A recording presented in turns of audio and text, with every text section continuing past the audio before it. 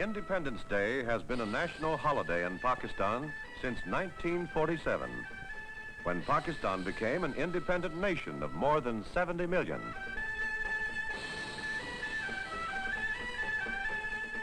Pakistan is a country split in two, West Pakistan and East Pakistan, separated by 1,000 miles of another nation, the Republic of India. The people of West Pakistan and the people of East Pakistan speak different languages, live in different climates, eat different foods, but they pray to God in the same way. Most of them are Muslims. It is the Muslim faith which holds the nation together. The people of Pakistan have built a new nation in an old land.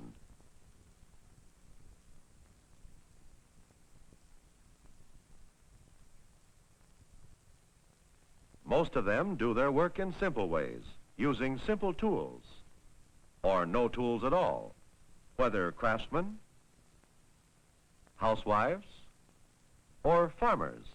Many people must make a living with their bare hands. Let us first visit the people of East Pakistan.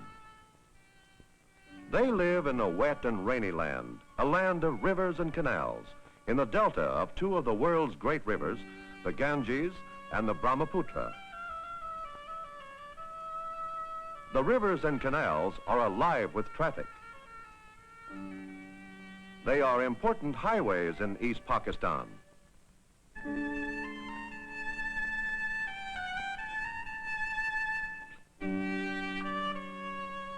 Along the canals, boats serve as homes to many families.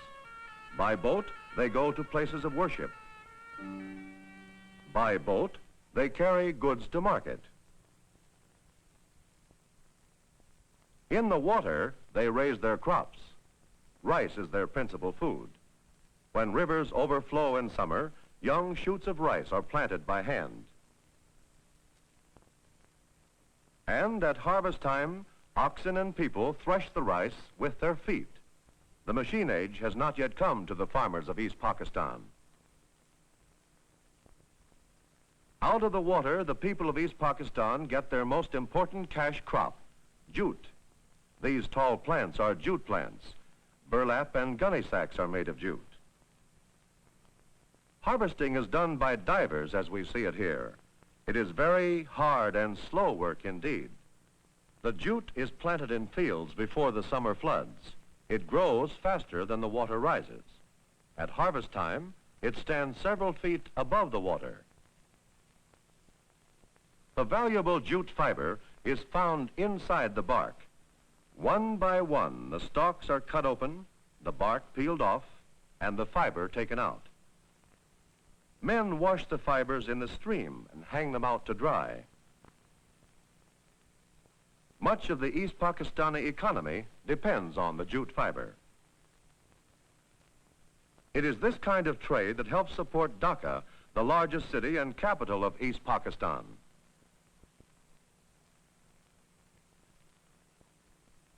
A 1,000 miles west from rainy, wet East Pakistan lies West Pakistan. One part of West Pakistan is called the Punjab. This means the land of 5 rivers, rivers which give life to this hot and dry region. In order to grow crops, people must take the water from the rivers or from wells.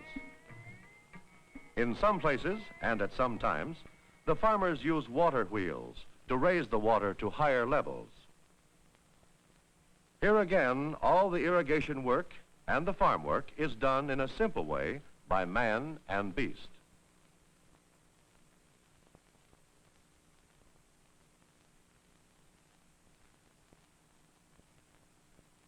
Farm tools are simple. A wooden drag is used to crush the soil. Seedlings are planted by hand. Where water is scarce, grass is hard to get. It is cut by hand and carried to the feeding places in the villages. Once a week, or more often, farmers go to trading villages to buy and sell. There they buy what they don't produce themselves. Small craftsmen work in the villages, like this basket weaver. Here works the village shoemaker and the blacksmith who makes simple tools and shoes the farmer's horses.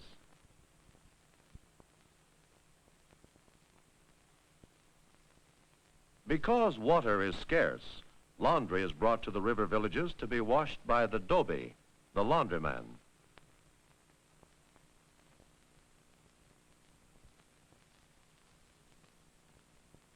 People may travel from the villages to the city by traditional ox carts.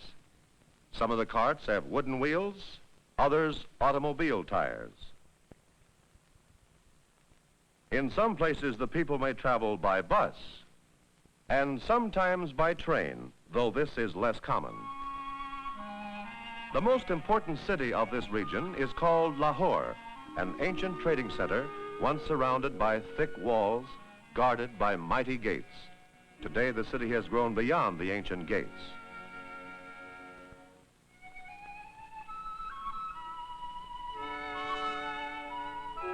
Pakistan's most beautiful mosque is in Lahore, and many pilgrims come here to worship.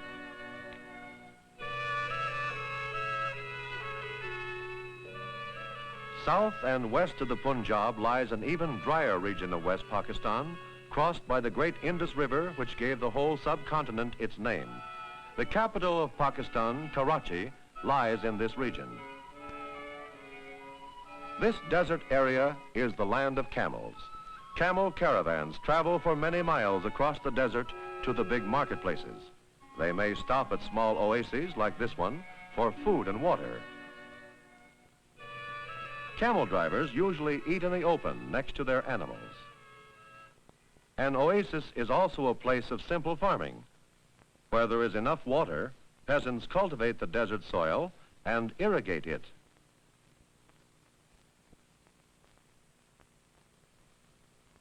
Some farmers in the oasis raise livestock for the city market.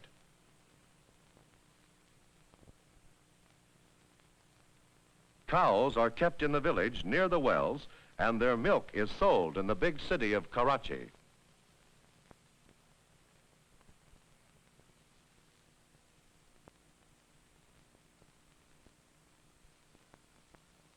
People often travel by boat down the Indus River or by bus across the desert in search of work in the capital.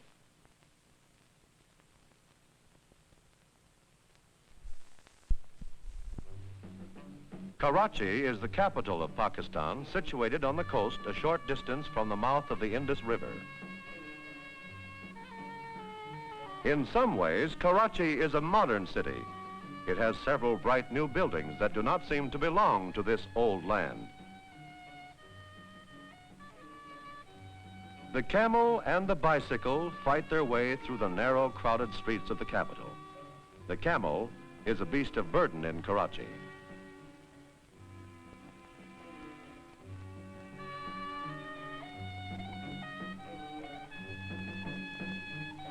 In this desert region, wood is scarce. Railroads bring it from remote mountain provinces to cook the food of the city people. Wood is very expensive in Karachi. Lumber for construction also comes from faraway forest provinces. These large timbers probably are shaped by hand. So in the city as well as in the country, there are signs of simple living and handwork as well as signs of the modern.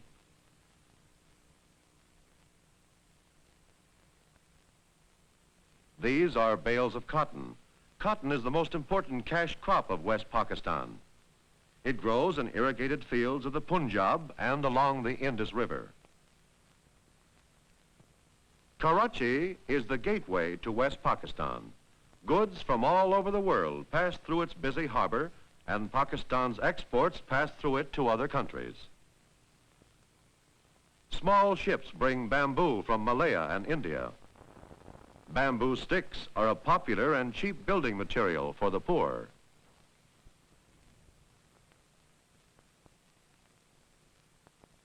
Bananas also may come from India. They They are usually sold in the open market near the harbor by auctioneers. Auctioneers also sell sugar cane to small tradesmen. Merchants bid for each bundle of cane,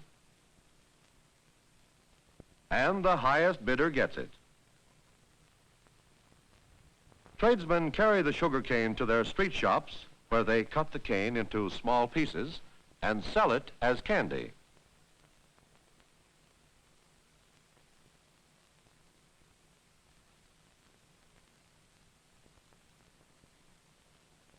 The marketplace is the center of life in the city. Oranges are sold in the marketplace, and so are chickens and pigeons for food. A street vendor may carry his whole store around his neck.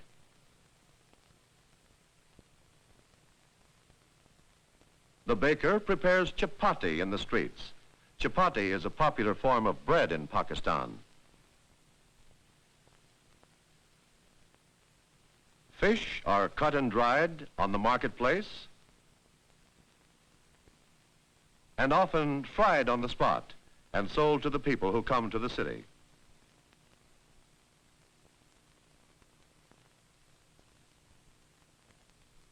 In the city, as well as in the village, work is often done by simple means. Everywhere, people do much of the work by hand. But Pakistan is changing.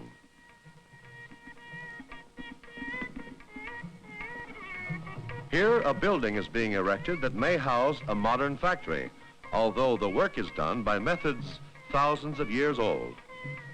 Cement is carried to the roof over a living stairway. From hand to hand go the baskets filled with cement to carriers on the top floor.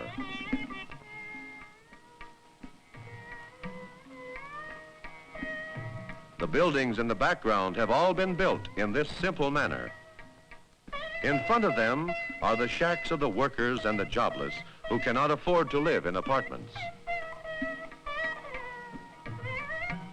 So we have seen that East Pakistan is the land of river deltas and humid climate, and the Punjab in West Pakistan is an area of irrigated fields and water wheels, while the Karachi area is the desert home of the camel.